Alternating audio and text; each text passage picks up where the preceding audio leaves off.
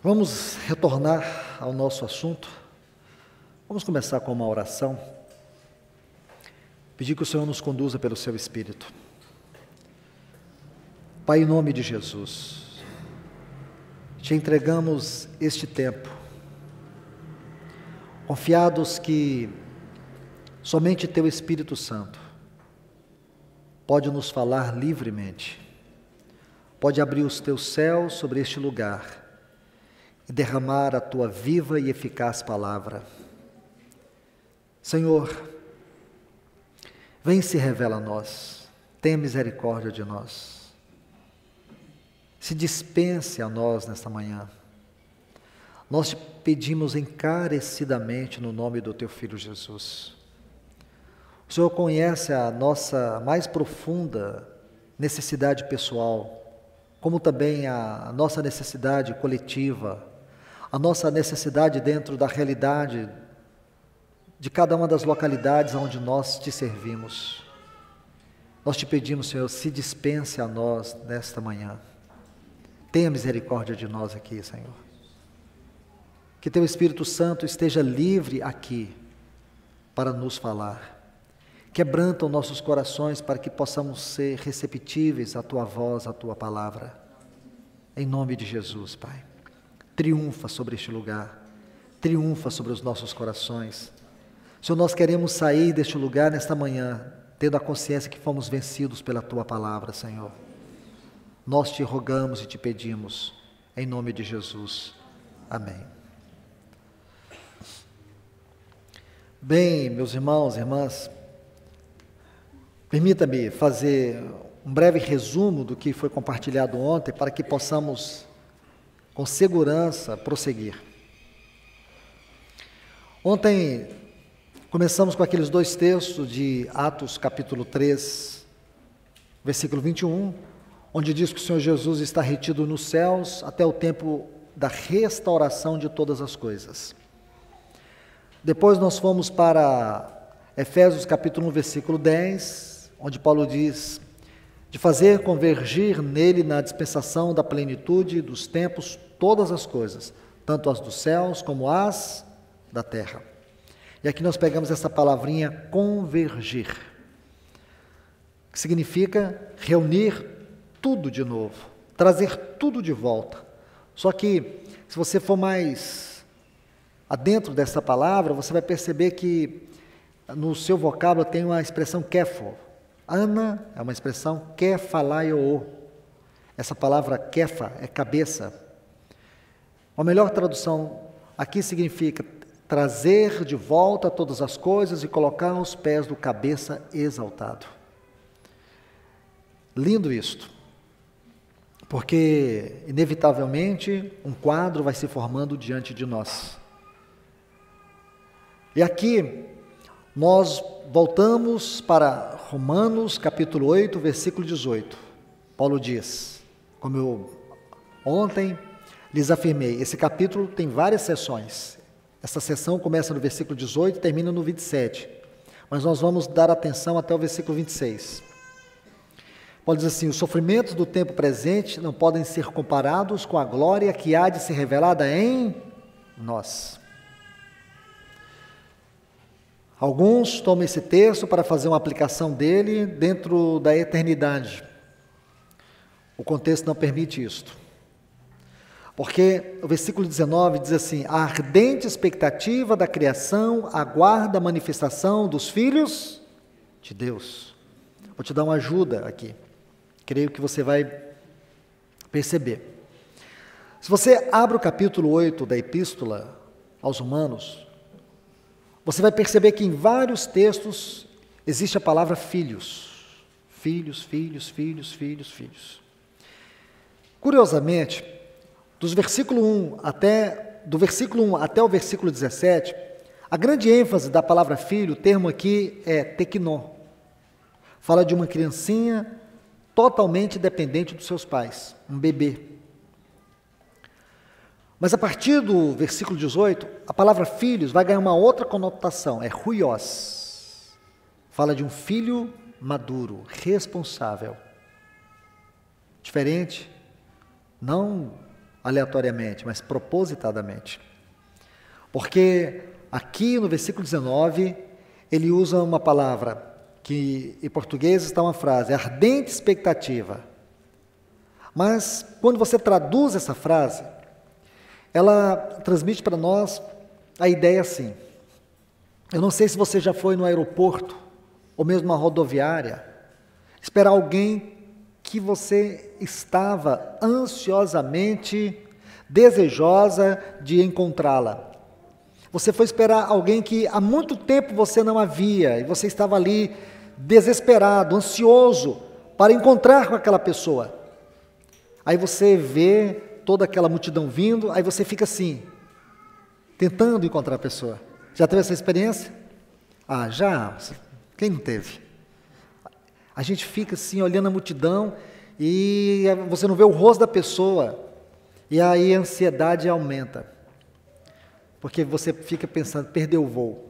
Ah, e se não vier? Meu Deus, é o último voo. E a ansiedade aumenta. E se você pudesse, você entrava lá dentro do avião para matar logo essa ansiedade, e pegar essa pessoa e abraçá-la. É essa palavra aí, ardente expectativa. Ardente expectativa da criação. A linguagem aqui, ela é uma linguagem figurada, mas ela traduz para nós o pensamento de Deus de maneira real. A ardente expectativa da criação aguarda a manifestação dos filhos de Deus. Está vendo aí, versículo 18?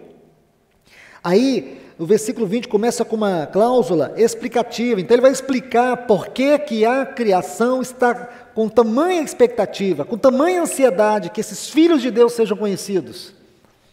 Ele começa assim, porquanto. Então, aqui temos uma cláusula explicativa. A criação ficou sujeita à vaidade. É por isso que ela quer que esses filhos de Deus sejam conhecidos logo, que eles se levantem logo, que eles se manifestem logo. Porque ela foi entregue à vaidade. Está vendo a palavra vaidade aí? O significado dela é muito importante. Nula, sem sentido. Ela perdeu o seu sentido original. Olha, irmãos, deixa eu colocar um pequeno parênteses aqui para ilustrar isso para você. Você se lembra de Gênesis 1? Vamos pegar os versículos 1 a 6. No princípio criou Deus os céus e a terra. Está vendo a frase que criou os céus e a terra? Irmãos, irmãs, quando você lê essa frase, ela tem um sentido especial. Porque quando você estuda essa frase nos textos originais, a ideia que você vai ter, e por toda a Bíblia você vai perceber, o Salmo de número 8 vai te ajudar a ver isso, porque, escute, o Salmo 8, ele foi escrito por Davi, inspirado pelo Espírito Santo, que é o autor da Bíblia, para poder nos ajudar a interpretar Gênesis capítulo 1. Então, se você quer entender Gênesis 1, tente memorizar, estudar, entender, procurar ter revelação, interpretação, aplicação e o que mais você puder ter do Salmo 8. Tá bom? Aí ele diz assim, a terra, porém, criou Deus os céus e a terra, isto mesmo. A ideia que se tem ali é que os céus e a terra, eles tinham uma proximidade espiritual que foi perdida. Porque a terra, ela funcionava como que um espelho para os céus. É como se a terra refletisse os céus. E você vê que Deus criou o homem, a sua imagem e semelhança, e o colocou ali. Para quê? Para governar, para dominar, para reinar ou expressar o reino de Deus. O homem era uma expressão do reino de Deus. A terra era como um jardim de Deus. Na virada do dia, Deus estava lá tendo comunhão com o homem. Essa era a harmonia entre os céus e a terra. Era um ambiente tão agradável que Gênesis 6 diz que Deus criou uma abóbora aquática. É lógico que não está isso aí na sua Bíblia, né? Mas se você der uma olhada, você vai ver que ele criou água por cima do firmamento. Para quê, irmãos? Para escoar os raios ultravioletas do sol. Você sabe como que era a terra no tempo de Adão? É como se um ar-condicionado estivesse ligado 24 horas. Não chovia sobre a face da terra. Era uma relva que regava a superfície do solo. Era maravilhosa essa terra, não era? Era. Mas veio o pecado, destruiu tudo isso. veio o dilúvio e essas águas desceram. Alguns estudiosos acreditam que elas ficaram ali nos polos, por isso a Terra está fora do seu eixo 23 graus. Mas isso é coisa de cientista. Então veja, irmãos, a Terra foi sofrendo degradação. O homem que Deus colocou no jardim para dominar os peixes do mar, as aves dos céus, os répteis da terra, e Gênesis 2,15, que tem um detalhe que não pode passar da nossa vista, diz que Deus colocou o homem no Éden para lavrar e para o guardar. Então o homem também tinha que guardar. Ele tinha que dominar os peixes do mar, as aves dos céus, os répteis da terra e guardar o Éden. Significa que a coisa mais importante ali era guardar o Éden. Ele não guardou.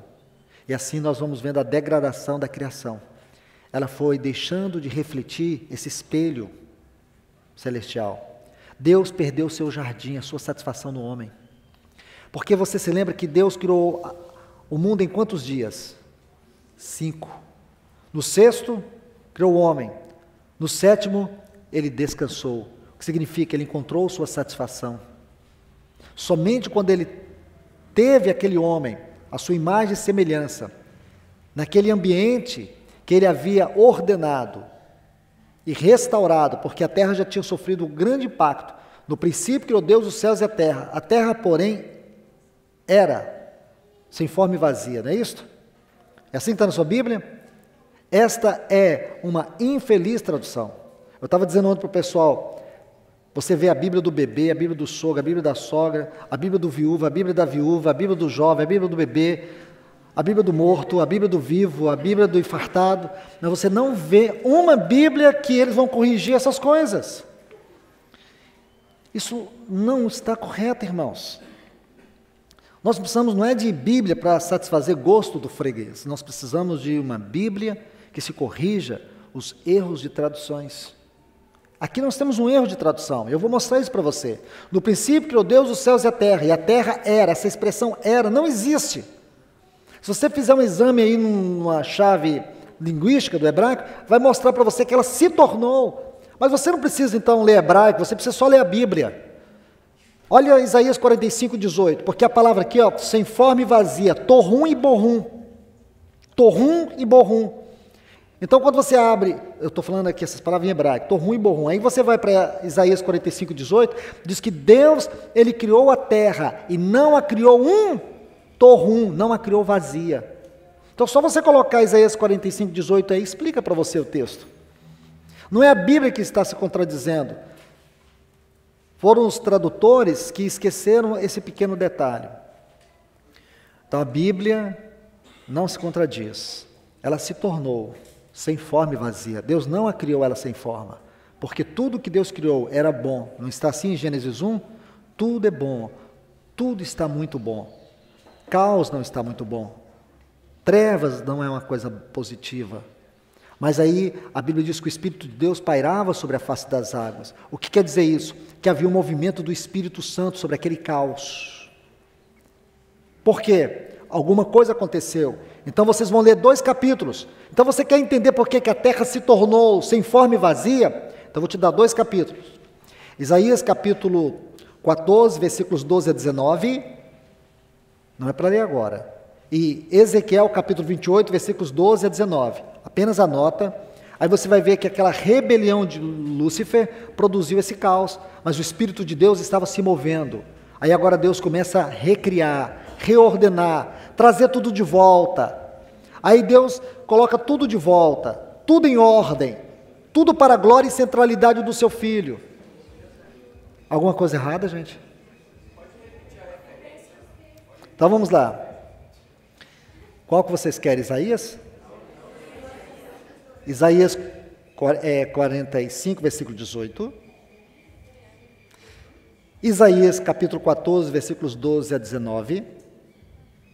Ezequiel capítulo 28, versículos 12 a 19. Tá bom? Aí, vamos lá. Agora Deus começa a colocar tudo em ordem. Tá tudo certo? Aí Deus coloca tudo em ordem. tudo debaixo da centralidade do seu Filho. Ele cria aquele homem. Quando Deus cria o homem, Ele estava pensando em quem? Em Cristo. Quando Deus criou a mulher, Ele estava pensando em quem? Na igreja. Que Cristo é a igreja, é o foco central do pensamento de Deus. Esta deveria ser a harmonia entre os céus e a terra. Era a partir daí. Mas veio o inimigo e entrou por aquele jardim que Adão não guardou. E aí você conhece o que aconteceu. A degradação. A terra começa a sofrer todos esses impactos gradativos até nós. É isso que Paulo está descrevendo em Romanos capítulo 8. Agora, mais uma vez, a terra, ela entra no caos. Ela entra numa profunda e extrema degradação. Nós temos visto a reação da própria natureza em diversos lugares, em diferentes épocas. Nós estamos vendo uma reação da própria natureza degradada, porque ela deixou de expressar a glória de Deus, ou manifestar a glória dos filhos de Deus. Porque o homem, agora ele não tem um reino aqui, quem tem um reino aqui é Satanás. Ele mostrou os reinos do mundo para Jesus em Mateus 4 e disse: tudo isso te darei se prostrado me adorares.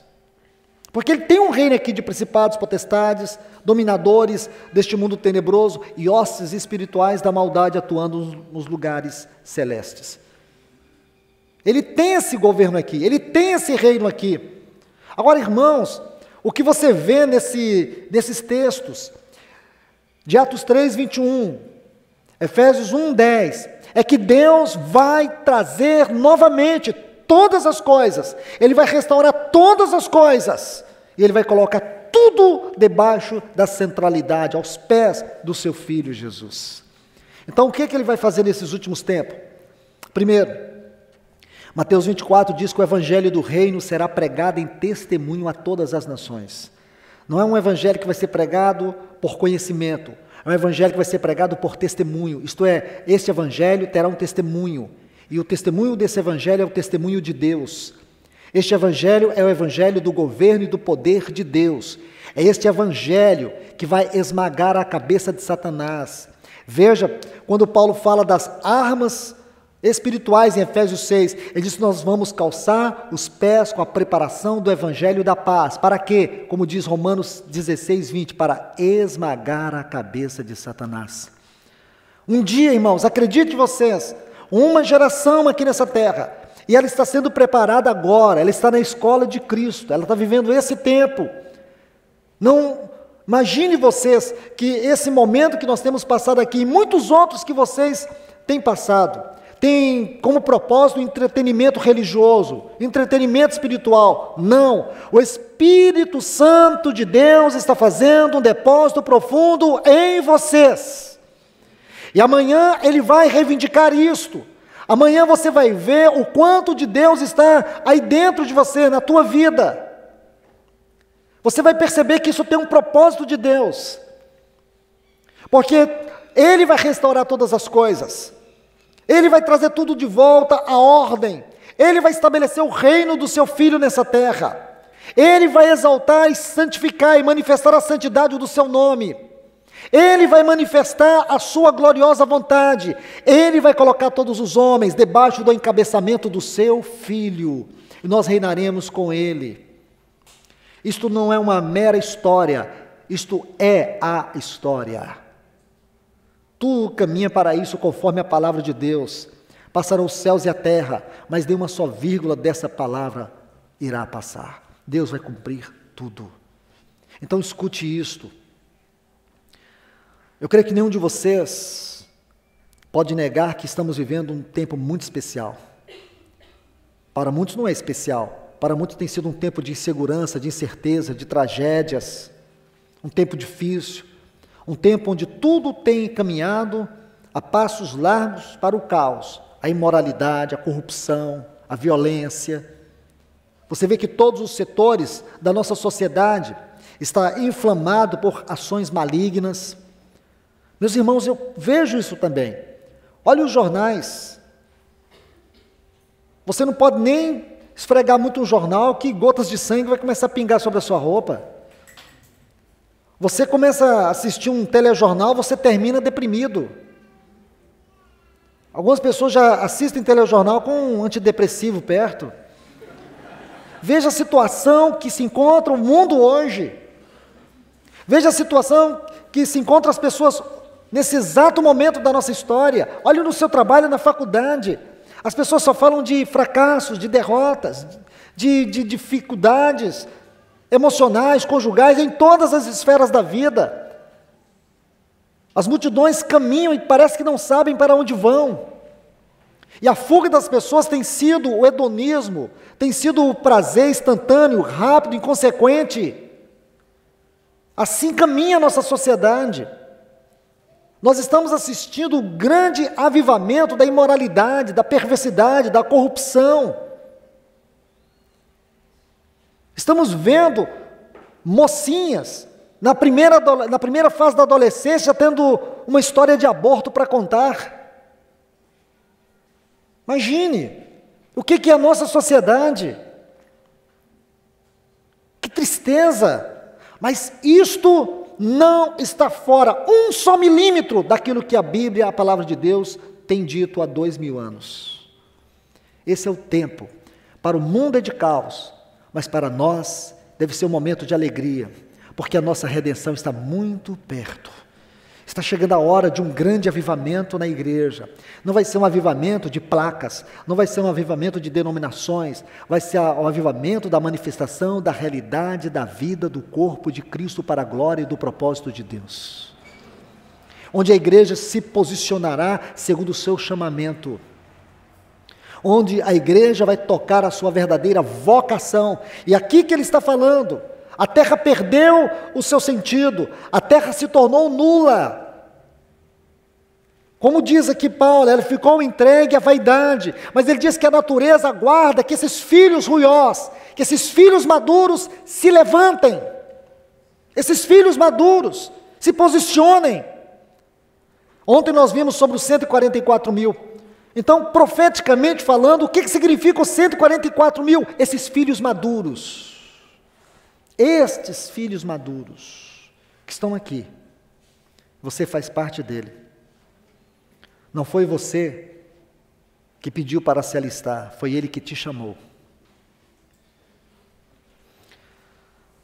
Olhe bem, irmãos, se você vai lendo aqui, Romanos capítulo 8, permita-me, ele diz assim no versículo 21, e de que também a mesma criação seja libertada da servidão, da corrupção para a glória e da liberdade dos filhos de Deus. É isso que vai acontecer. Esta criação, ela vai ser liberta dessa corrupção para a glória dos filhos de Deus. Porque sabemos que toda a criação geme, está juntamente com dores de parto até agora. A criação está gemendo.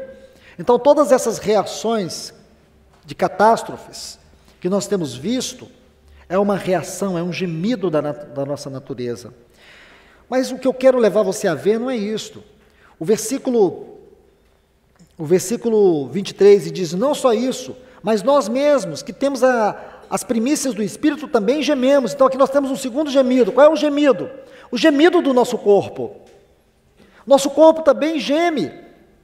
Irmão, minha irmã, ontem eu estava ouvindo vocês aqui nos testemunhos, fui profundamente edificado. Mas sabe o que eu posso traduzir em poucas palavras? O que eu pude ouvir de muitos de vocês aqui? Um gemido. Um gemido por causa da força do pecado que vos oprime, que vos angustia, que vos massacra, que muitas vezes expõe vocês diante de Deus e vocês se sentem esmagados pela culpa, se sentem tão fracos. Às vezes vocês olham e às vezes, muitas vezes podem até dizer, Senhor, como é possível uma pessoa como eu ouvir uma palavra como esta e ter alguma esperança de ser usado pelo Senhor? Ah, irmãos, se o Senhor dependesse 99% do Espírito Santo e 1% de nós ainda estaríamos fracassados. Irmãos, Deus, Ele espera 100% do seu Espírito Santo. Quando Jesus diz assim, e eu rogarei ao Pai, Ele vos dará outro Consolador. Lembra? João 14,16. A palavra Consolador aqui, irmãos, ela tem um sentido cétuplo. sentido cétuplo. Se você olhar, abra sua Bíblia aqui nesse texto, deixa eu te colocar aqui esse texto rapidamente para você, eu quero que você leia ele. Está vendo aqui? João 14,16, eu rogarei ao Pai, e Ele vos dará outro Consolador, para que esteja convosco para sempre. Diga comigo, para sempre. Isso, para sempre. O Espírito Santo foi dado para habitar você quando? Só nos finais de semana? Ele foi dado para habitar você só nas conferências, quando você está cantando, alegre, você está nessa redoma aqui. Aqui os irmãos estão cuidando de vocês para que vocês não saiam para fora e sejam tentados aí numa boate. Aí o Espírito Santo ficou forçado, é assim? Claro que não. Vocês estão aqui não é com essa esperança lá fora, vocês estão aqui porque vocês foram conduzidos pelo Espírito Santo, e Ele tem colocado um anseio no coração de vocês por Ele, e mesmo se muitas vezes o seu coração resvalar, Ele não desiste de você, e se você desistir dEle, Ele não desiste de você, se você deixar de perseverar, Ele vai perseverar com você, Ele não vai te deixar, porque Ele veio aqui fazer uma obra tão grande, como foi aquela obra da redenção. Se o Senhor Jesus desceu do Hermon e foi para o Gólgota e nada impediu que Ele subisse aquele Gólgota e morresse por nós, o Espírito Santo veio aqui como aquele Eliezer e Ele não vai voltar para a glória de Deus Pai e entrar por aquela eternidade para sempre, deixando você para trás. Amém? E está vendo aqui a palavra Consolador? Você quer escrever o significado dela? Ela tem um significado cétuplo. Já viu lá em Apocalipse, capítulo 1, quando fala sobre os 7 Espíritos de Deus? Deus não tem 7 Espíritos. Mas o Paracleto, ele tem um aspecto cétuplo. Essa palavra Paracleto fala de um ajudador. Escreve aí, ajudador.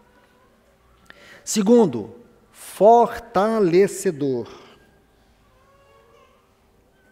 Terceiro, amigo fiel. Ele é um amigo fiel. Esse Espírito Santo aqui também, ele é um protetor. Ele é um advogado.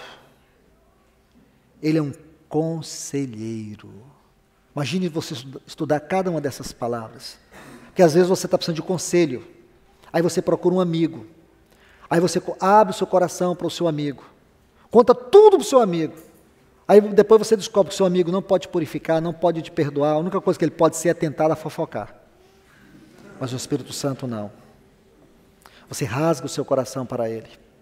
Ele vai pegar a palavra e vai usá-la para te lavar.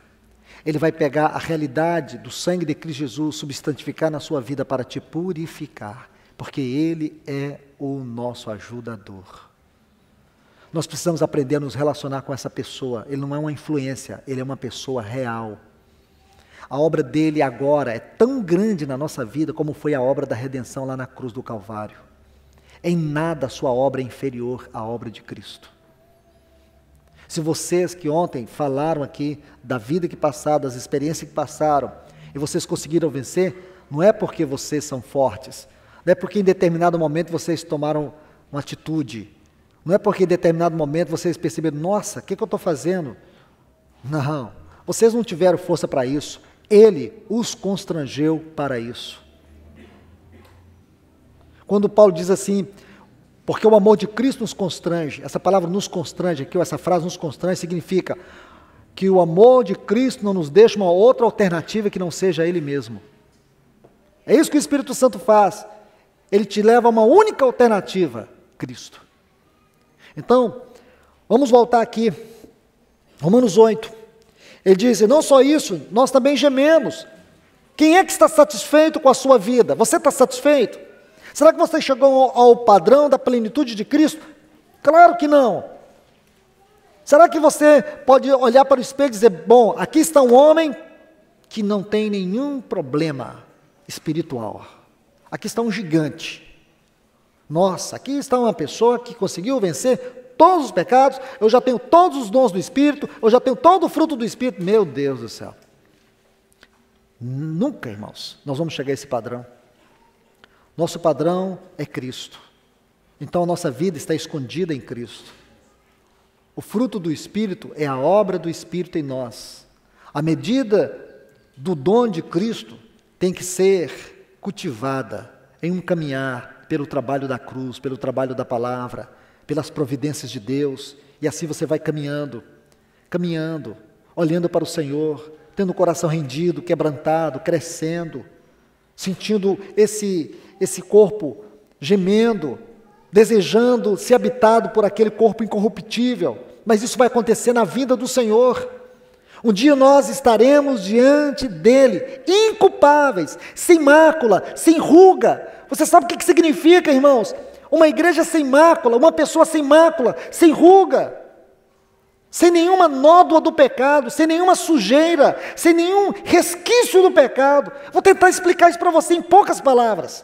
Naquele dia, diante de Deus na eternidade vindoura, quando nós estivermos com os nossos corpos incorruptíveis, nós vamos olhar uns para os outros, estaremos diante de Deus em sua eterna santidade e glória. Sabe qual a sensação que nós vamos ter uns com os outros? É que nós seremos pessoas, e a sensação que teremos é como se o pecado nunca tivesse tocado a nossa consciência. Tamanha pureza moral. Aleluia por isso, irmãos. Um dia você vai chegar lá, tenha certeza disso. Sabe por quê? Porque o Espírito Santo não desiste de você. Ele está aqui para fazer esta obra. Então nós gememos, mas tudo bem, aqui não é o nosso enfoque. Aí, no versículo, vamos adiantar um pouquinho. Versículo 26, ele diz, e da mesma maneira, essa frase da mesma maneira tem que ter uma concordância do assunto. Ele está falando agora de gemidos. Ele falou do gemido da natureza, ele falou do gemido do nosso corpo. Então, o que significa que essa frase da mesma maneira tem que concordar com o que ele estava falando. O enfoque aqui são esses dois pontos anteriores. E da mesma maneira, então tem que estar dentro do assunto aqui que ele está falando. E da mesma maneira, também o Espírito ajuda. Está vendo aqui a palavra ajuda?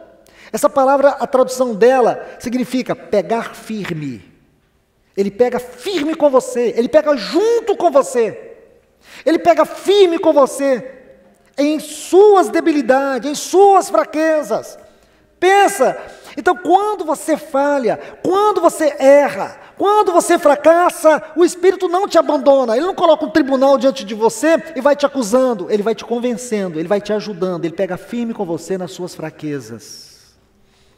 Sabe, todas as vezes que você fracassou, ele pegou firme com você. Ele não te deixou. E você talvez pensou que ele tinha te deixado. Talvez você pensou que ele colocou uma coraça no céu para suas orações não subir. Ao contrário, ele é o Paracleto, é aquele que chama você para perto. Essa palavra é muito linda. Paracaléu é aquele que aproxima mais intimamente. Por isso que ele é chamado Paracleto. Porque quando fala de um amigo fiel, de um ajudador, essas expressões são muito profundas na sua realidade. É aquele que aproxima mais intimamente. Quanto mais você necessita dele, mais ele se aproxima de você intimamente. Quando você cai, ele se aproxima de você intimamente, por mais que ele seja santo. Porque ele está aqui para ser o nosso ajudador, porque sem ele nós estaremos perdidos, condenados ao inferno eternamente. Mas nós somos filhos, é ele que nos traz a consciência do pecado, é ele que nos convence do pecado, é ele que aplica o poder da palavra, é ele que traz a realidade e substantifica o poder do sangue de Cristo Jesus para que sejamos lavados pela palavra, purificados pelo sangue de Cristo Jesus. É ele, irmãos, que nos ajuda a vencer o pecado, a carne e o diabo. Maravilhoso Espírito Santo. Mas ele nos ajuda em nossas fraquezas. Aí, olha o que Paulo diz. Vê se você consegue interpretar isto. Pois, esse pois aqui é importante. Pois, o que havemos de pedir como convém. O que Paulo está fazendo? Ele está mudando de assunto? Deixa eu fazer uma pergunta para vocês. Paulo vem tratando de um tema. Imediatamente ele muda de assunto. Será que agora ele vai falar de oração? Se ele vai falar de oração, significa que os textos seguintes ele vai continuar falando de oração. Ele insere esse texto. Irmãos, nós não podemos entender que Paulo, de maneira aleatória, expõe textos para nós. Isso não é verdade. O que significa que esse assunto da oração aqui tem que estar ligado em todo este corpo de contexto que começa no versículo 18. Como inicia o versículo 18? Os sofrimentos do tempo presente não podem ser comparados com a glória que há de se revelar em nós. A ardente expectativa da criação aguarda a manifestação dos filhos de Deus. Porque a criação está gemendo dores de parto até agora, porque ela foi entregue à nulidade. Ela tem perdido o seu propósito original. Ela está sofrendo, ela está angustiada, para que esses filhos maduros se levantem. Ela anseia por isso. Agora ele diz, da mesma maneira que a criação está gemendo, da mesma maneira que nós também gememos, o Espírito geme de maneira inarticulável, com palavras inarticuláveis. Entenda isso. Qual é o gemido do Espírito? Porque nós não sabemos orar como convém. Nossas orações são muito inconvenientes. Como que você ora? A gente ora colocando Deus como um gerente de loja, que está ali só para satisfazer os nossos desejos religiosos. Como que são as nossas orações? Vamos colocar isso aqui diante da mesa mesmo? Vamos jogar as cartas na mesa agora? Como é que você ora? Ah, Pai, me dá, eu quero, eu preciso. E é assim que a gente ora. Nossa oração é o mais triste e religioso monólogo que existe. A nossa oração só tem nós. A nossa oração só tem nós e nossos problemas. A oração só tem nós e a vontade de Deus. Você já orou assim, Senhor? Eu tenho um problema, eu estou desenganado dos médicos. Mas, Senhor, se o Senhor não quer me curar, não faz diferença. A única coisa que eu quero é ver Tua face nesse problema. Ou então, assim, Senhor, eu tenho enfrentado lutas difíceis, lutas que para mim são tão impossíveis. Mas, Senhor, se elas vão permanecer ou não, isso não faz diferença. Porém, transforma-me. Você ora assim? Ou você já vê o problema e já ora pedindo a solução do problema? Ou você é capaz de dizer assim, Senhor, mostra-me Tua face nesse problema. Porque eu não quero a solução dele, eu quero ver Tua face. Eu quero tentar entender por que o Senhor me colocou nisso. Eu quero entender aonde o Senhor está me levando nisso. Sabe por quê? Porque nós aprendemos a orar a Deus e não orar com Deus. Nas orações é isto. Então, traduzir esse texto aqui para você seria uma coisa quase que impossível, se a nossa mente continua sendo essa mente onde Deus é apenas um ser utilitário. Por isso que Jó disse para Deus, mas para Jó é muito fácil ser justo. É em vão que ele te teme, cercastes ele de bem. Satanás duvida que o homem seja capaz de amar a Deus pelo simples fato de Deus ser Deus. Satanás sempre acha que na relação entre Deus e o homem tem um porquezinho, tem alguma coisa a mais.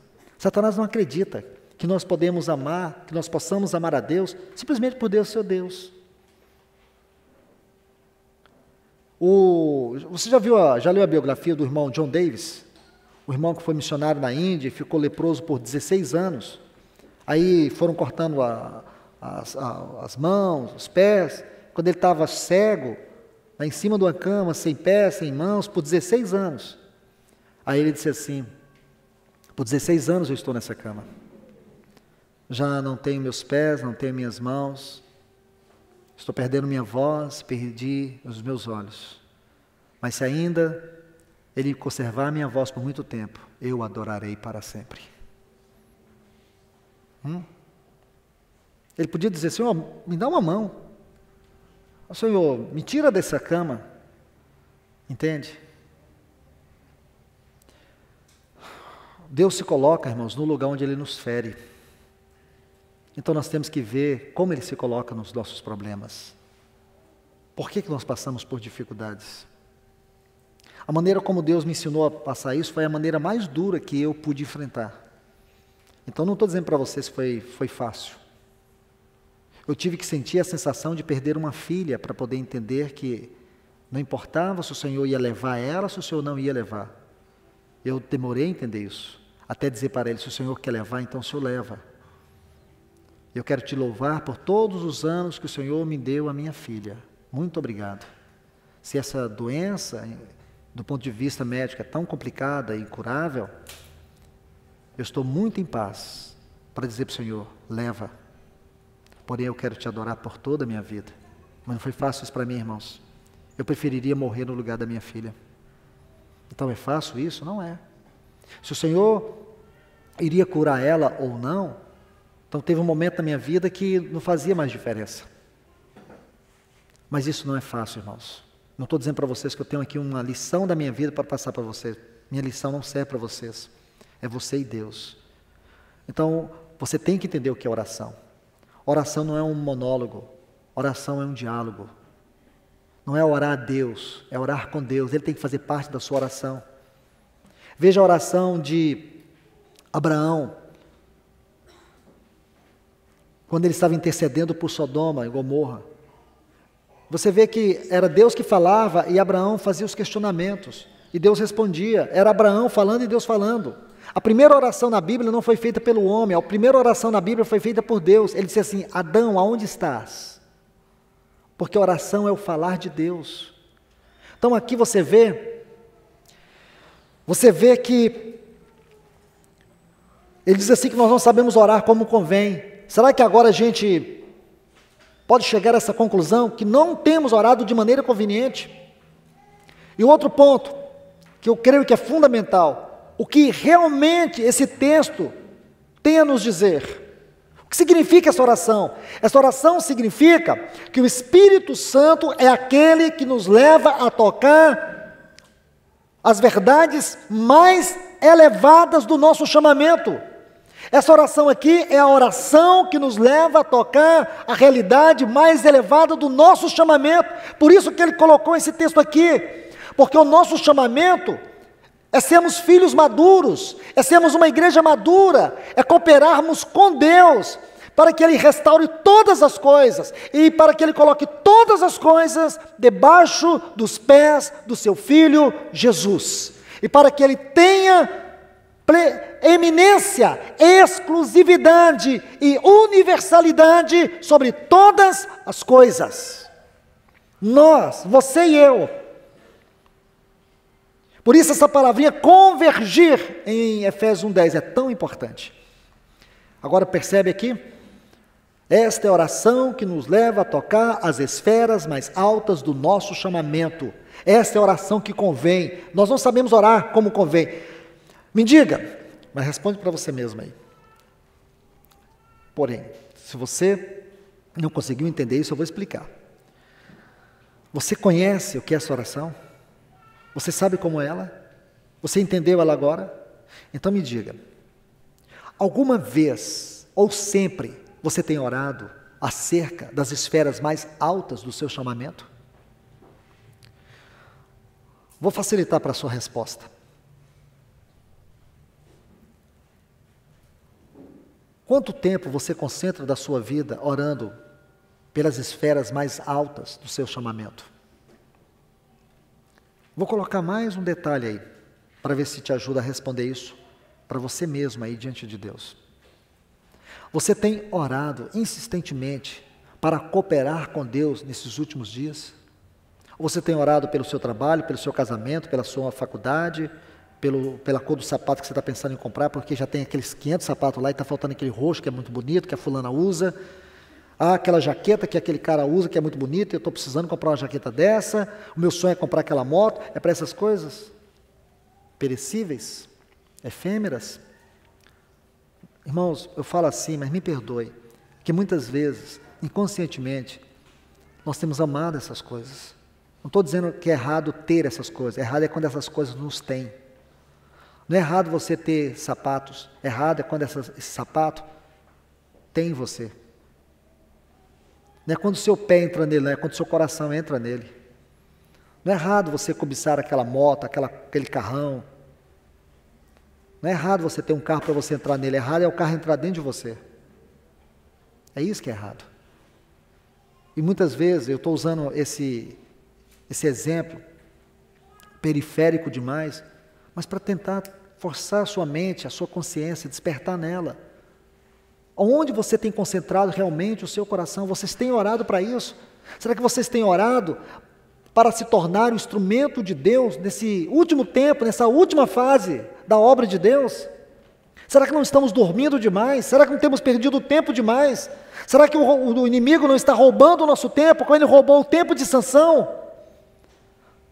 111 anos de Israel, debaixo de cativeiros.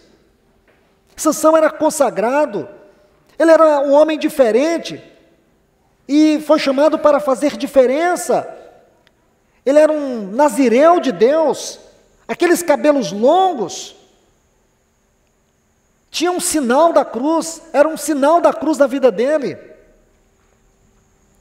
Ele não deveria tocar o morto, porque a força da carne é para a morte. Ele não deveria beber vinho. O vinho, ele tem 2 significados na Bíblia: o gozo deste mundo e a alegria do Espírito.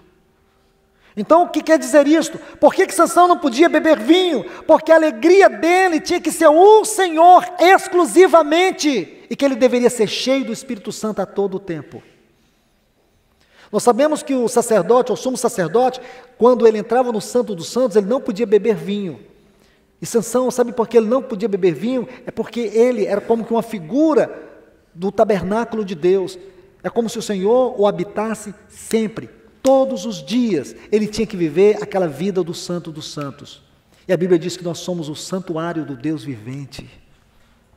Nossa alegria tem que ser o Senhor, nosso gozo tem que ser o Senhor, nossa vida tem que ser o Senhor. Isso é Sansão. Esses são os 3 sinais da sua consagração. Vida de cruz, não confiar na carne e o gozo do Espírito. É aqui que concentra um ponto muito importante para a vida de vocês. Porque a consagração é a fonte do poder espiritual. Quando você diz, eu sou fraco, eu estou tão fraco hoje. Não é que você está fraco, é que você está perdendo a consagração. O sinônimo da fraqueza é a perda da consagração. Porque a força está na consagração. Na consagração está a força interior. Meus irmãos e irmãs, atente para isso, em nome de Jesus. Então, vamos avançar um pouco. Eu creio que podemos chegar aqui em Apocalipse mais uma vez. Vamos ver 2 pontos aqui.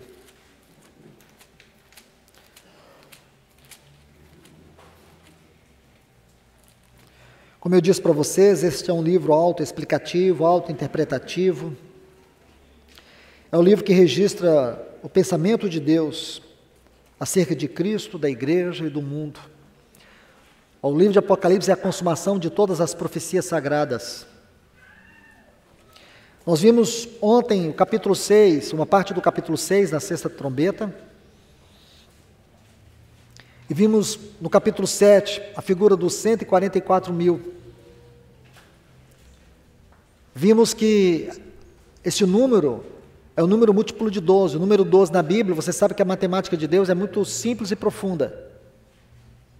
Então é uma matemática que ela é compreendida na multiplicação, quando soma e quando multiplica, porque somar e multiplicar é de Deus, dividir e diminuir é do diabo. Então você vai vendo os números aí, quando eles vão se multiplicando, você vai compreendendo a dimensão da mente de Deus. Então 12 vezes 12 vezes 1.000, 144.000. Então é um número múltiplo de 12. Fala de completação das completações, ou a completação máxima da obra do Filho de Deus. Assim é melhor você colocar para explicar o número 144.000. A completação máxima da obra do Filho de Deus. É isso que representa esse número. É um número profeticamente representativo. Nós sabemos que em Israel haviam 14 tribos. Mas aqui nós só temos 12. 2 tribos não estão aqui. Dan e Efraim. Para entendermos Dan, nós temos que ler o capítulo 12 de 1 Reis. E quando nós queremos entender sobre Efraim, um texto interessante é Oséias 4,17. Efraim se mistura com os ídolos, deixai-o. Idolatria. E eu compartilho com vocês um pouco sobre o que é idolatria do ponto de vista bíblico. Não é ter uma imagem na parede, mas é tudo que no nosso coração rouba a centralidade de Cristo Jesus. E vimos também a questão de Rúben. Aquelas tribos, todas elas pecaram, mas Rúben teve uma singularidade maior. Ele era o primogênito. O primogênito, ele tinha o direito ao reino. O primogênito tinha direito ao sacerdócio. E o primogênito tinha o direito da porção dobrada. Então, quando Rúben pecou, Deus deu o reino para Judá, deu o sacerdócio para Levi, deu a porção dobrada para os filhos de José.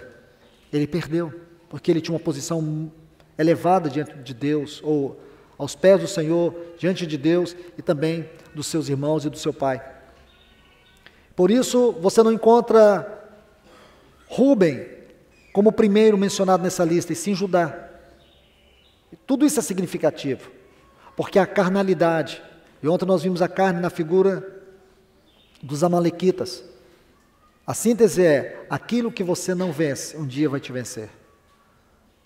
Aquela fraqueza que você não tem colocado aos pés do Senhor e não tem deixado a cruz penetrar nela, é essa fraqueza que vai te vencer.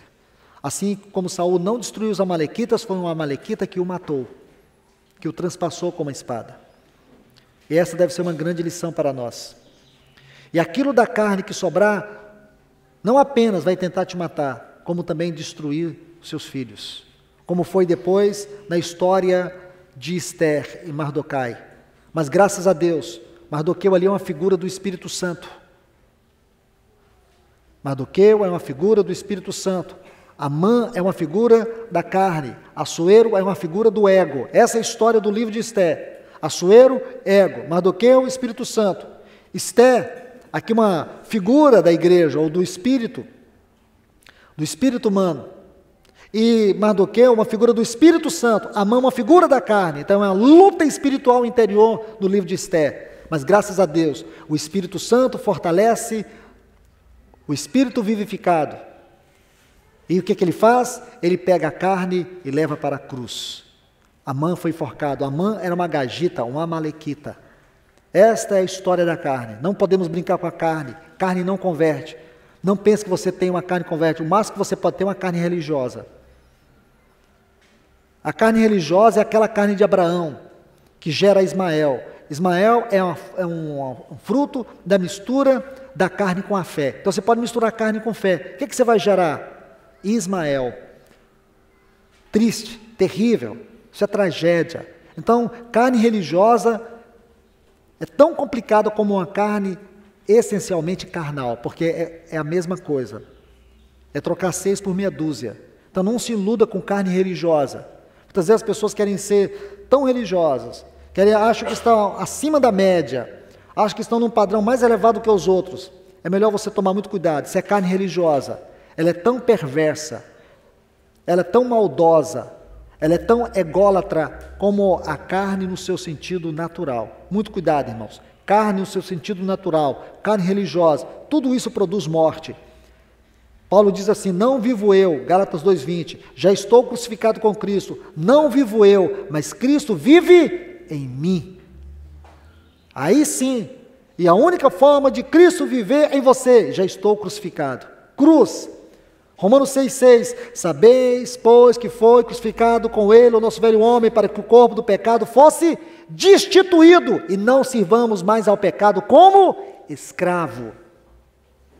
Então está aí, irmãos, e aqui nós vamos ver nessa figura, desses 144 mil aqui, em Apocalipse capítulo 7. Agora, por favor, vamos dar um passo a mais. Vamos tentar juntar um pouco de tudo que foi ministrado aqui e tentar entender os 5 versículos aqui de Apocalipse capítulo 8. Porque, irmãos, veja bem, antes de vocês estudarem esses textos aqui, eu vou mostrar 2 textos que vocês leram ontem, e eu acredito que vocês leram. Aí, eu estou vendo o jeito de fazer assim, eu acredito, tá bom. Então veja bem, eu acredito que vocês leram, e acredito que vocês aqui 100% leram esses textos ontem,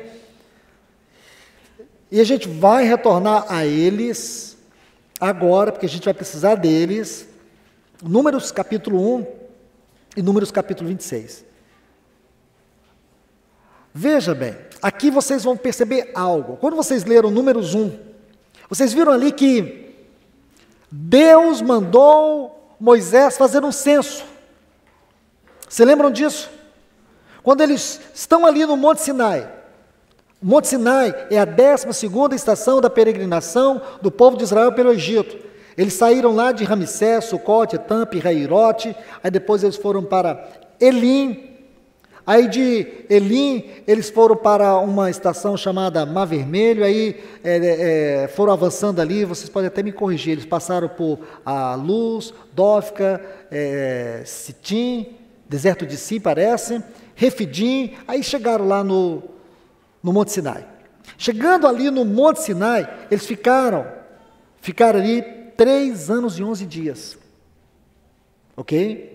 Então, quando eles chegaram ali, Deus diz assim para Moisés, faz um censo de todos os homens, Números 1, porque Êxodo capítulo 18 até Números capítulo 10, guarde isso, se você quiser escrever, isso é tão importante, vai que um dia você precisa.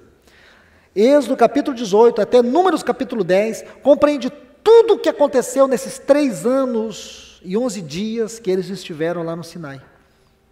Tudo o que aconteceu aqui, desde o versículo, capítulo 18 de Êxodo, até Números capítulo 10, tudo isso compreende aquele período que eles passaram no Sinai. Então Deus diz assim para Moisés, faz um censo, separe, conte todos aqueles que estão ou são de 20 anos para cima e que estão aptos para a guerra. Encontraram esse texto aí quando vocês leram o capítulo 1? Encontraram? Claro que encontraram, está lá. Aí, quando eles estavam perto de entrar nas Campinas de Moabe, aí Deus novamente, o capítulo 26 do livro de Números, se lembram? Claro, vocês leram. Então vocês se lembram, aí Deus novamente falou assim para eles, para Moisés, faça um novo censo, conte novamente todos os homens da idade de 20 anos para cima que estão preparados para guerra. Se lembram desses textos? Claro, vocês leram. Então veja isto. Somente aqueles que estavam aptos, somente os maduros, os ruiós, podemos colocar assim, foram contados. Consegue ligar agora? Somente os maduros, somente os que estavam aptos para a guerra é que foram contados. Por isso que esse número 144.000, ele é profeticamente representativo, porque somente os que estão preparados para a guerra é os que são contados. Que figura linda nós temos aqui. No capítulo 26, eles estão chegando nas Campinas de Moabe. Se eu fizer algo, vocês não vão ficar tristes comigo, porque eu disse para vocês abrir aqui Apocalipse 8, mas vocês permitam-me ler com vocês 2 porções da Bíblia, só para a gente ilustrar essas Campinas de Moabe, porque tem um texto, em Gênesis capítulo 15, se você quiser abrir aí, Gênesis 15, Deus está dando uma palavra para Abraão. Gênesis capítulo 15. Quando o Senhor faz aquela aliança com Abraão. O versículo 13, Gênesis 15, 13 diz assim, então o Senhor disse a Abraão, sabe com certeza que tua descendência morará em terra alheia, preste atenção. Quer dizer, sua descendência vai para o Egito. E será escrava ali, será oprimida durante 400 anos. Versículo 14, porém eu também julgarei a nação que hás de servir depois disso. Então o Egito seria julgado por Deus. E sairão com grande riqueza, quando eles saíram do Egito, Êxodo 12. E tu irás em paz para teus pais, e serás sepultado em boa velhice. Na 4ª geração, tornará para cá, para Canaã, porque não chegou o excesso da iniquidade dos amorreus até aqui. Então Deus está dizendo, olha, Abraão, o que vai acontecer com vocês? Deus deu uma visão profética para Abraão. Deus revelou o futuro da nação de Israel, até a entrada de Canaã. Vocês irão, a sua geração vai viver no Egito, vão ficar escravos ali por 400 anos, eu vou tirá-los de lá, vou julgar o Egito, mas vocês só vão chegar aqui em Canaã, quando a medida da iniquidade dos amorreus chegar no seu ponto máximo. Os amorreus, se você estuda a história deles, era um povo terrível. Era uma nação que matava os próprios filhos em sacrifício aos seus deuses. Era um povo que não tinha padrão moral. Preste atenção nisto. Agora, por favor, Números capítulo 21. Eu sou obrigado a colocar isso para vocês compreenderem esses dois censos, especialmente esse último. Números capítulo 21.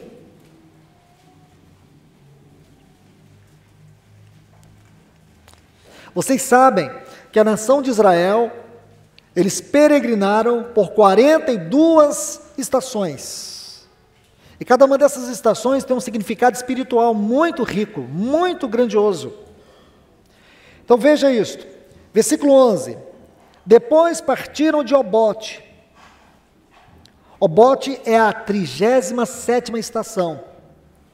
E se acamparam em Ige-Abarim. Quero que você preste atenção nessa estação aqui, que é a 38ª. No deserto que está defronte de Moabe, ao nascente do sol. Dali partiram ao acampamento no vale de Zered. Esse Zered aqui é um lugar que ficava em Dibon-Gad. Dibon-Gad, esse lugar aqui é interessante, porque foi aqui que a tribo de Ruben e Gad disseram assim para Moisés: nós não passaremos o Jordão. Não passaremos o Jordão. Nós vamos ficar aqui. Pensa, irmãos, na hora de entrar para a plenitude de Cristo, muitos cristãos estão como aquele povo, Ruben e Gad, estão colocando suas raízes nessa terra, não querem avançar, estão dispostos a parar agora, por causa da prosperidade do mundo, por causa da riqueza dessa terra. Eles não querem atravessar o Jordão, não querem entrar além do véu. Não permita isso, meu irmão e minha irmã. O mundo não é um lugar de descanso, o mundo é um campo de batalha. Então veja bem, então Zered é um lugar lá em Dibon-Gad. E dali partiram e acamparam na outra margem do Arnon, que está no deserto, que se estende do território dos amorreus, porque Arnon é o limite de Moabe, entre Moabe e os amorreus.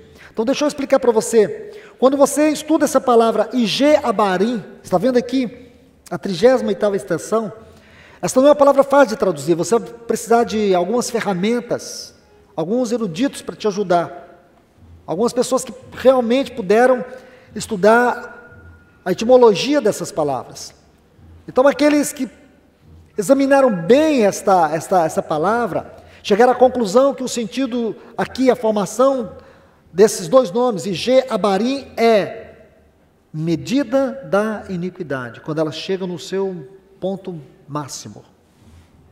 Aqui está. Porque, irmãos e irmãs, veja que eles chegaram no território dos amorreus. Agora Deus vai julgar aquelas nações cananeias. Deus vai julgar aquele povo. E quem que Deus vai julgar? Quem que Deus vai usar para esse julgamento? Quem Deus vai levantar para julgar aquelas nações? Antes que eles tiveram que entrar em Canaã, Deus teve que dissipar, Deus teve que julgar aquelas nações. Quem Deus usou? Estes que vocês leram aí no capítulo 26 de Números. Estes maduros, esses que estavam aptos para a guerra. Deus os levantou e usou eles para julgar aquelas nações. E depois de terem julgado aquelas nações, eles entraram para a terra de Canaã. Antes que nós venhamos entrar para a glória eterna do reino do Filho de Deus, Deus julgará estas nações, Deus julgará esta terra, Deus vai julgar este mundo. Então agora creio que nós podemos ir para Apocalipse capítulo 8. Porque se você ler todos esses textos, você vai ver que tudo está muito claro. Observe aqui, capítulo 8 de Apocalipse.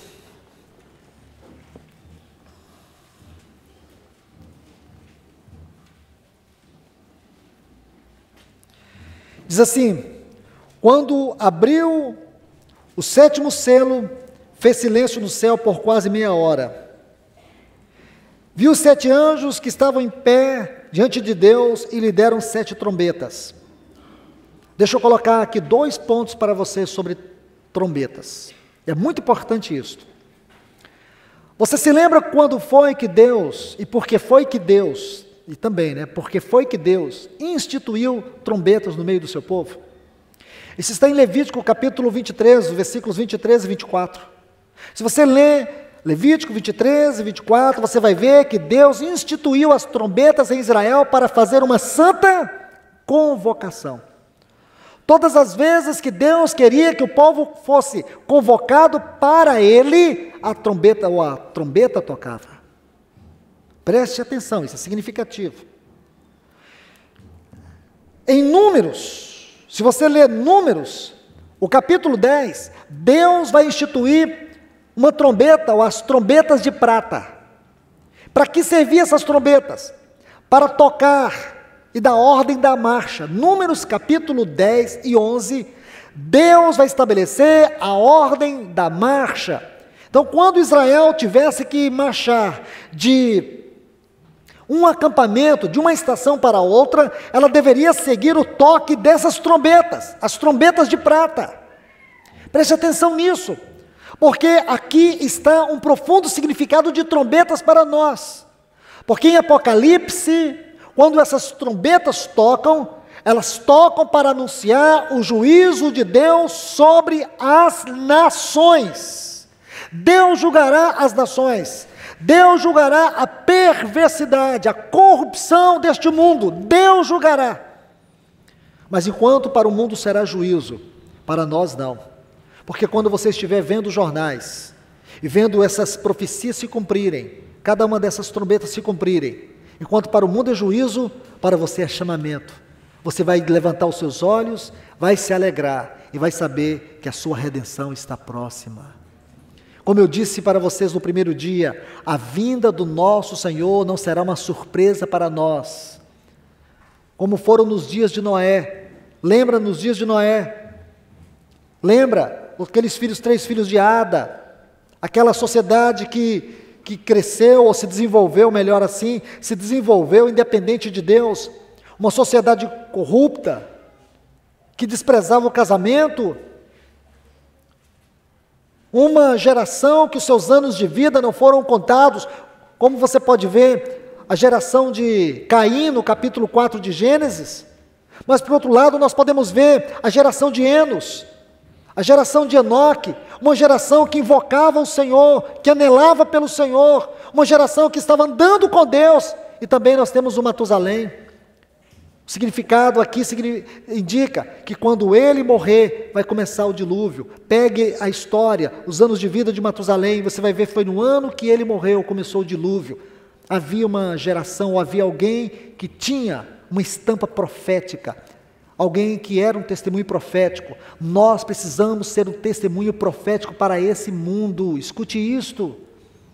Não pense você que Deus levantou Noé e que ele não tinha base nenhuma. Ele tinha base. Antes de Noé, Deus teve Enos, Deus teve Enoque. Antes de Noé, Deus teve Matusalém. Pense nisso. Então nós somos esse testemunho visível de Deus. Nós temos que ser esse testemunho visível de Deus. Nós precisamos crer nisto. Nós precisamos entender isto. Não temos o direito de sermos ignorantes. Se vocês desprezarem isto aqui, sério demais. Muito sério. Posso colocar um exemplo aqui para vocês? Então tá, vocês viram a questão das trombetas. mas eu preciso colocar algo muito sério para vocês. Você se lembra que quando o Senhor Jesus Cristo estava encerrando o Sermão do Monte, lá no capítulo 7, versículo 24, ele diz que aqueles que ouvem as suas palavras e as guardam, é como o homem que edificou a sua casa sobre uma rocha. Porém, aquele que ouve e não as pratica é como o homem tolo que edificou a sua casa sobre areia. Veio o vento, veio a tempestade e se deu contra aquela casa e diz assim, grande foi a sua ruína. Irmãos, eu peço a vocês, no nome de Jesus, não despreze a palavra do Senhor. Você pode até achar que eu estou delirando, mas vai aos pés do Senhor. Veja se o que Ele está falando é a verdade. Porque se não for a palavra de Deus, eu terei que responder diante dEle. Mas e se for? Se for. Deixa eu colocar mais um ponto para vocês aqui, tão sério, irmãos, tão sério. Geralmente nós não gostamos de ler genealogia. Tem alguém aqui que gosta de estudar genealogia? Só um. Ninguém consegue. Mas é porque ele sabe que genealogia, e nas genealogias se esconde grandes tesouros espirituais. Um exemplo para vocês. Vocês já viram essa genealogia de Mateus capítulo 1? Deixa eu colocar só isso para vocês aqui. Que às vezes não prestamos atenção em detalhes. Eu sei que é muito difícil às vezes prestar. A gente precisa de todos os santos para entender a palavra de Deus. Eu creio que ninguém deve se sentir obrigado de entender tudo, porque ninguém entende tudo. Nós muitas vezes somos ajudados, ou muitas vezes não, constantemente, somos ajudados pelo Espírito Santo através de outros irmãos. Mas olha essa genealogia aqui de Mateus. Versículo 11. Josias gerou Jeconias e a seus irmãos no tempo do exílio na Babilônia. Está vendo aqui? Se um dia você passa por um texto desse, ele vai te chamar a atenção? Eu tenho absoluta certeza que não. Esse texto jamais vai chamar a atenção de alguém. Eu creio que ninguém vai se sentir compelido a procurar entender por que Josias gerou Jeconias e seus irmãos no tempo do exílio da Babilônia. Ninguém. Porém, por que o Espírito Santo colocou esse texto aqui? Eu creio que uma das maiores razões que nós precisamos entender por que o Espírito Santo colocou esse texto aqui é porque ele colocou todos os textos na Bíblia. Tudo é importante. Tudo tem o seu lugar especial. Ninguém é capaz de ver tudo. Você vê coisas na Bíblia que eu nunca vou ver. Eu preciso aprender com você. Vamos aqui para 1 Crônicas, capítulo 13, entender isso aqui. Vocês vão ver que chave grandiosa temos aqui. 1 Crônicas, capítulo 3.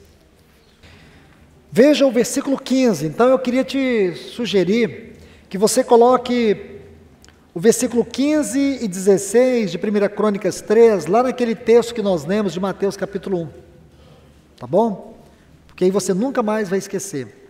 Está assim, e os filhos de Josias, Joanã, seu primogênito, o segundo Jeoaquim, o terceiro Zedequias e o quarto Salum, os filhos de Jeoaquim, Jeconias. Então, Jeconias era filho de quem? De Josias ou de Jeoaquim? De quem, gente? Jeoaquim. Não está dizendo aí que ele foi gerado por Jeoaquim, os filhos de Josias, de Jeoaquim, Jeconias. E por que que lá em Mateus diz que Josias gerou Jeconias?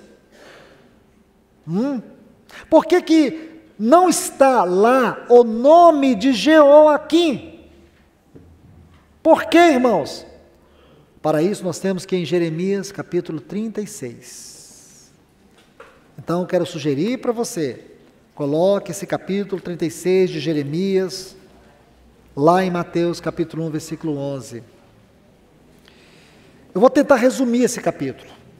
Você está com ele aberto aí, mas você vai prometer para você mesmo, para você mesma, que um dia, ou depois da reunião, você vai ler esse capítulo, você vai entender.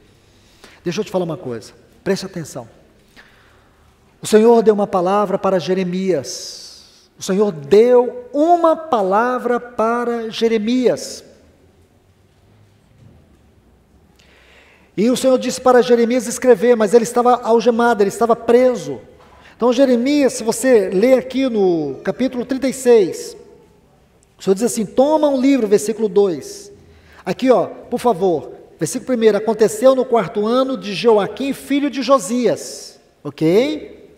Versículo 2, toma um livro de um rolo e escreve nele todas as palavras que te falei contra Israel, contra Judá, contra todas as nações, desde o dia em que comecei a te falar, desde os dias de Josias até hoje. Aí Jeremias tinha um amigo chamado Baruque. Aí Jeremias falou todas as palavras, e Baruque, se você vê no versículo 4, ele escreveu todas aquelas palavras. Jeremias, no versículo 5, você vai ver que ele estava detido, estava preso. Aí no 6, diz assim, lê todo o rolo que escrevestes. Aí ele foi ao povo, Baruque foi ao povo e leu todas essas palavras. Aí diz assim, no final do versículo 6, e lerás também aos ouvidos de todos de Judá. Aí quando você vai no versículo 9, diz, no 5º ano de Joaquim, porque demorou muito tempo para esse livro ser escrito. Diz que havia um grande jejum, enquanto todo o povo vinha de várias cidades. Versículo 10, Baruque leu o livro das palavras de Jeremias na casa do Senhor. Quando o povo estava saindo, ele leu aquele livro. Olha o versículo 11. Micaías, filho de Gemarias, filho de Safã, ouvindo do livro todas as palavras do Senhor, desceu à casa do rei, ao aposento do secretário, e eis que todos os príncipes estavam ali assentados, isso é, Elisama, e ele vai dizer os que estavam lá. Aí o versículo 16 diz que ao ouviram todas aquelas palavras, cada um voltou-se espantado para o seu companheiro e dissera a Baruque, sem dúvida, contaremos ao rei todas essas palavras. Aí versículo 20, eles entraram aonde o rei estava. O rei estava na sua casa de campo. Então o rei estava lá com o seu secretário, com os seus principais. Aí versículo 21 diz que o rei enviou Jeudi para que tomasse o livro, porque ele foi informado do livro. Então ele enviou Jeudi para que tomasse o livro.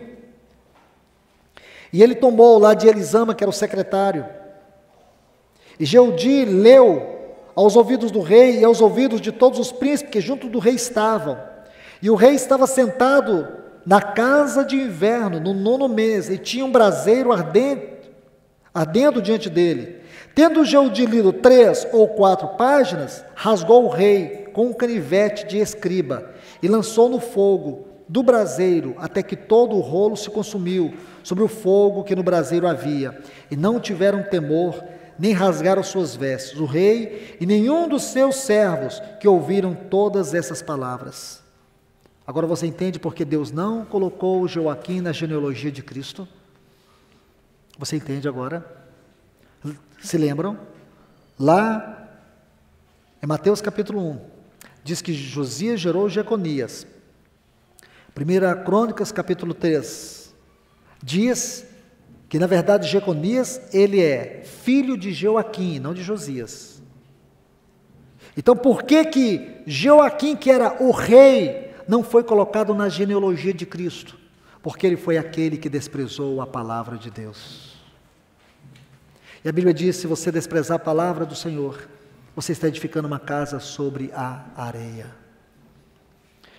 Eu encorajo vocês aqui nesta manhã, antes de saírem daqui, ore e peça a Deus que o Espírito Santo te ajude a agarrar, a capturar, de maneira profunda em seus corações, a palavra de Deus.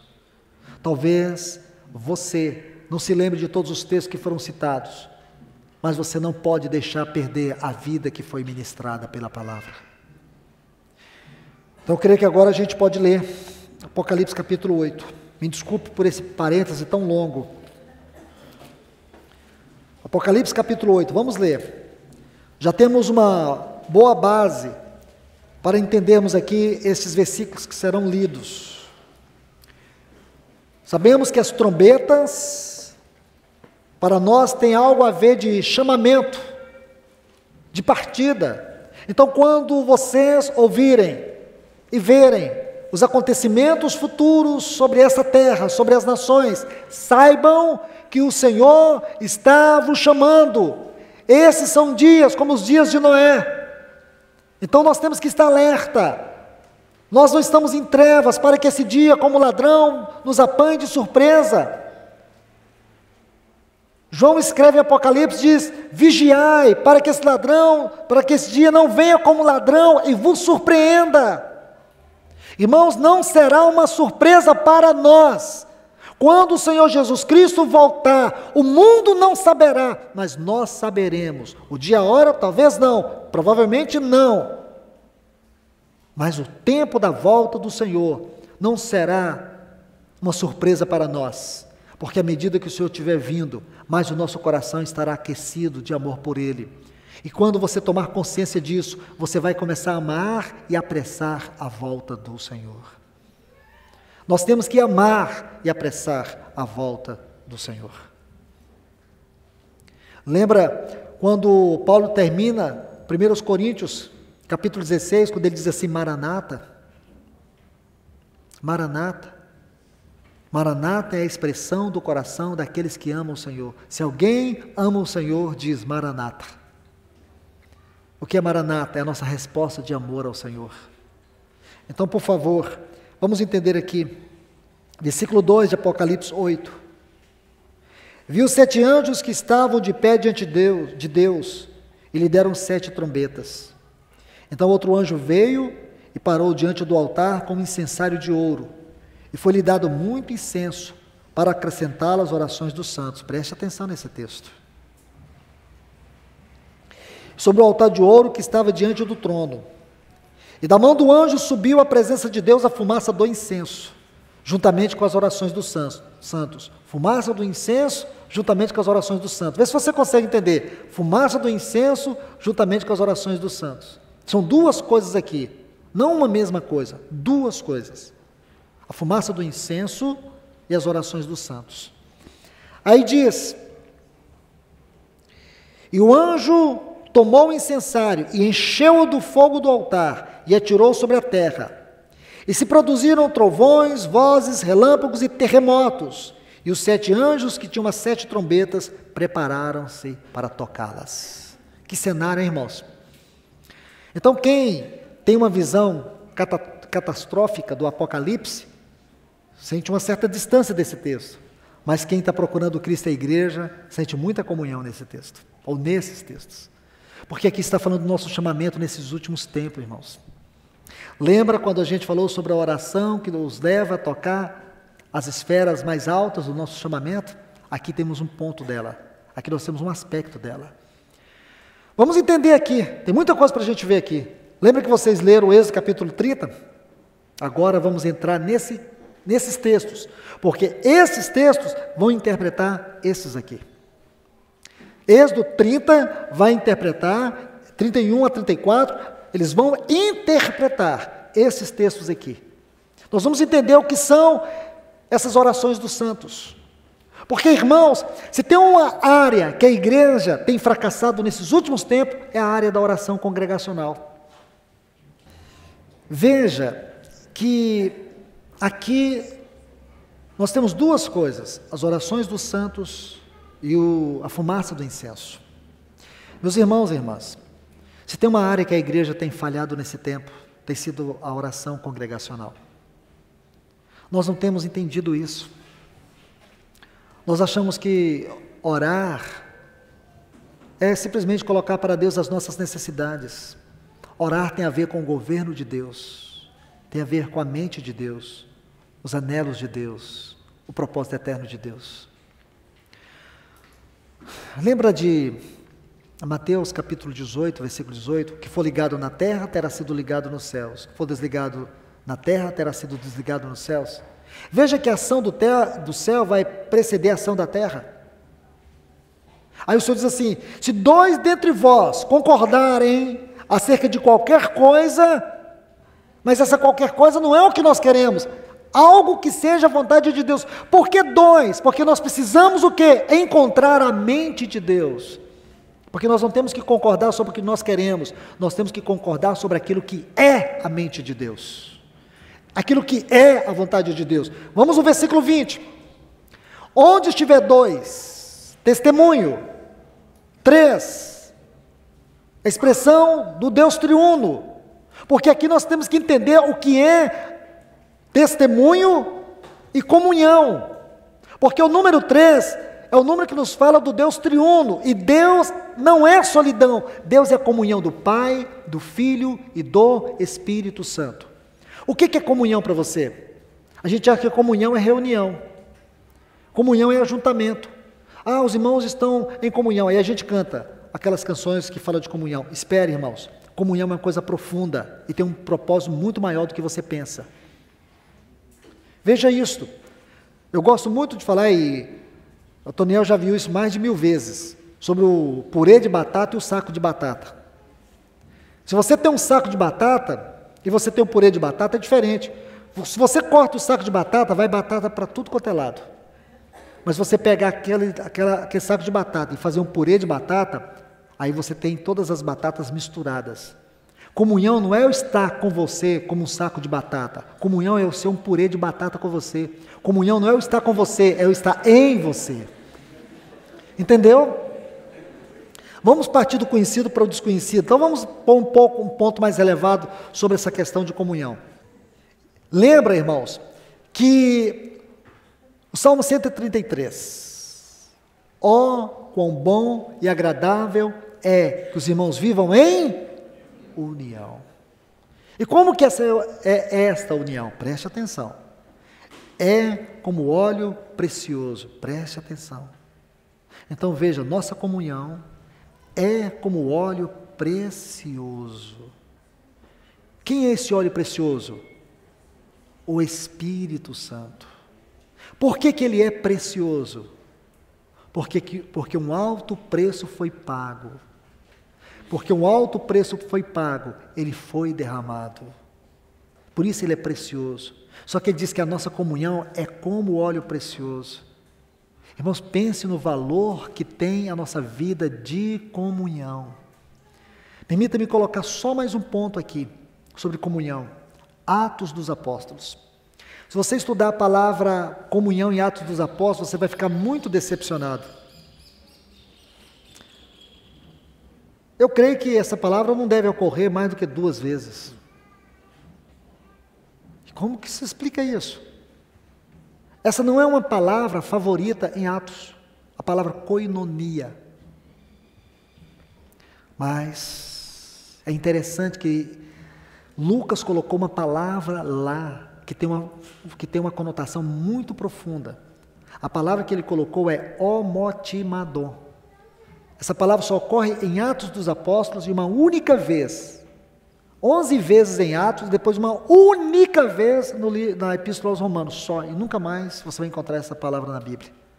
Porque quando você estuda essa palavra aqui, homotimadon, ela fala de um som produzido por uma orquestra constituída de muitos instrumentos. Muitos instrumentos juntos, produzindo um só som. Harmônico, perfeito. Lindo isso. Então você vai ver muito em Atos assim, e todos estavam juntos, e todos estavam reunidos, e perseveravam unanimemente. Você vai encontrar isso 11 vezes no livro de Atos, e você nunca vai encontrar a palavra koinonia para explicar isso. E sim, este lindo som harmônico produzido por muitos instrumentos. Isto é comunhão. Porque a nossa comunhão é a forma prática de nós expressarmos a realidade viva do Deus triuno. Porque a realidade viva de Deus como comunidade, porque Deus não é solidão, Deus é comunhão. Essa realidade de comunhão só pode ser expressada na realidade da comunhão da igreja. Então, irmãos, aqui nós vamos entender o que é oração congregacional. O que é entrarmos em concordância sobre a mente e o propósito de Deus. Eu vou sugerir para vocês 10 minutos, depois a gente volta. Amém? Vamos só tomar água, 10 minutos, depois a gente volta e vamos até o final. Amém?